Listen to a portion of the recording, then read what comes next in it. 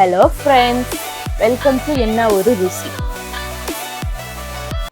இன்னைக்கு நம்ம பன்னீர் பிரியாணி எப்படி பண்றதுன்னு பார்க்கலாம். இந்த பிரியாணி ரொம்ப ஈஸியா ரைஸ் குக்கர்ல எப்படி பண்றதுன்னு நான் இந்த ரெசிபி நம்ம லஞ்ச் பாக்ஸஸ்க்கு இல்லைன்னா ஏதாச்சும் அக்கேஷன்ஸ்க்கு குவிக்கா சிம்பிளா ஏதாச்சும் ரெசிபி பண்ணணும்னா கண்டிப்பா இந்த ரெசிபி ட்ரை பண்ணி பாருங்க. ரொம்ப நல்லா இருக்கும். லஞ்ச் பாக்ஸஸ்க்கு பர்ஃபெக்ட் ரெசிபி. லஞ்ச் பாக்ஸ் காலி ஆயிட்டு தான் வீட்டுக்கு வரும். வீடியோ ஸ்டார்ட் பண்றதுக்கு முன்னாடி நம்ம சேனல் ஃபர்ஸ்ட் டைம் பார்க்குறதா இருந்தா கண்டிப்பா சப்ஸ்கிரைப் பண்ணிக்கோங்க. நான் ரெகுலரா போடுற வீடியோஸ்லாம் நீங்க பார்க்கலாம். இப்போ நம்ம வீடியோ ஸ்டார்ட் பண்ணிடலாம். நான் இங்க 200 கிராம் பன்னீர் எடுத்திருக்கேன். இந்த மாதிரி கியூப்ஸ் மாதிரி கட் பண்ணி வச்சுக்கோங்க. இதுல இப்போ நான் 1 டேபிள் ஸ்பூன் காரம் ஆட் பண்ணிக்கோங்க, 1/2 டேபிள் ஸ்பூன் மஞ்சள் ஆட் பண்ணிக்கோங்க, 1 டேபிள் ஸ்பூன் சால்ட் ஆட் பண்ணிக்கோங்க. இதை நல்லா மிக்ஸ் பண்ணிக்கோங்க. இங்க நான் 3 கப் ரைஸ் எடுத்திருக்கேன். இதை நல்லா வாஷ் பண்ணிட்டு நம்ம சோக் பண்ணிக்கலாம். இப்போ ஒரு கடாய் எடுத்துக்கோங்க. இதுல ஒரு 2 டேபிள் ஸ்பூன் ஆயில் ஆட் பண்ணிக்கோங்க. ஆயில் நல்லா ஹீட் ஆனதும் இதுல நம்ம பன்னீர் கியூப்ஸ் ஆட் பண்ணிக்கலாம். இந்த மாதிரி ஃப்ரை பண்ணிட்டு நம்ம பன்னீர் பிரியாணி பண்ணா நல்லா டேஸ்ட் ஆட் ஆகும். நல்லா ஃப்ரை பண்ணிட்டு ஒரு பவுல்ல தனியா எடுத்து வச்சிடலாம். இப்போ அதே கடாயில் 2 டேபிள் ஸ்பூன் ஆயில் ஆட் பண்ணிக்கோங்க, 2 டேபிள் ஸ்பூன் நெய் ஆட் பண்ணிக்கோங்க.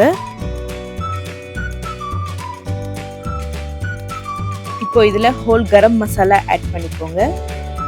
இதில் 1 கப் ஆனியன் ஆட் பண்ணிக்கோங்க. இது நல்லா ஃப்ரை ஆனதும் 4 ஸ்லைஸ் பச்சை மிளகாவும் எடுத்துக்கோங்க. 2 பெரிய சைஸ் டொமேட்டோ ஆட் பண்ணிக்கோங்க. நல்லா சின்னதாக கட் பண்ணி எடுத்துக்கோங்க. நல்லா ஃப்ரை பண்ணிடுங்க. நல்லா ஃப்ரை ஆனது 1 table spoon salt, 1/4 table spoon மஞ்சள், 1 டேபிள் ஸ்பூன் காரம், 1 டேபிள் ஸ்பூன் தனியா பொடி, 1/2 table spoon garam masala, 1 table spoon biryani masala. எல்லாத்தையும் ஒரு வாட்டி நல்லா மிக்ஸ் பண்ணிக்கோங்க. லோ ஃப்ளேமில் வச்சு மிக்ஸ் பண்ணுங்க, இல்லைன்னா கீழே அடி பிடிச்சிரும். ஃப்ரை ஆனதும் இதில் நம்ம 4 டேபிள் ஸ்பூன் கர்ட் எடுத்துக்கலாம்.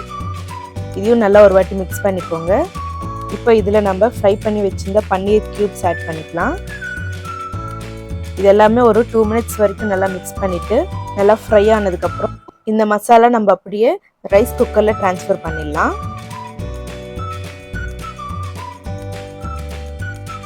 இது நல்லா ஹீட் ஆயிடுச்சு. இப்போ நம்ம இதில் ஒரு கைப்பிடி அளவுக்கு கொத்தமல்லி சேர்த்துக்கலாம்.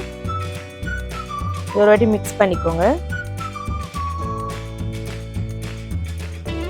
இப்போ நம்ம சோக் பண்ணி வச்சிருந்த ரைஸ் ஆட் பண்ணிக்கலாம்.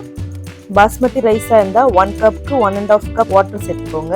அதுவே நார்மல் ரைஸாக இருந்துச்சுன்னா 1 கப்புக்கு நீங்கள் 2 கப் வாட்டர் சேர்த்துக்கோங்க. இப்போ நம்ம ரைஸ் ஆட் பண்ணிடலாம்.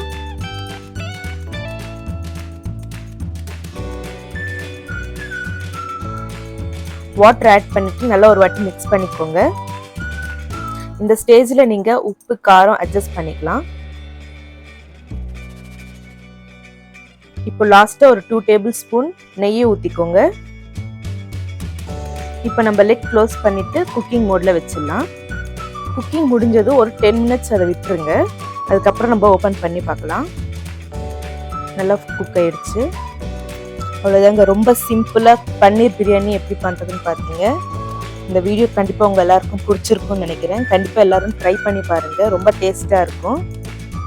நம்ம சேனலை மறக்காமல் லைக் பண்ணுங்கள், ஷேர் பண்ணுங்கள், சப்ஸ்கிரைப் பண்ணுங்கள். தேங்க்யூ ஃபார் வாட்சிங்.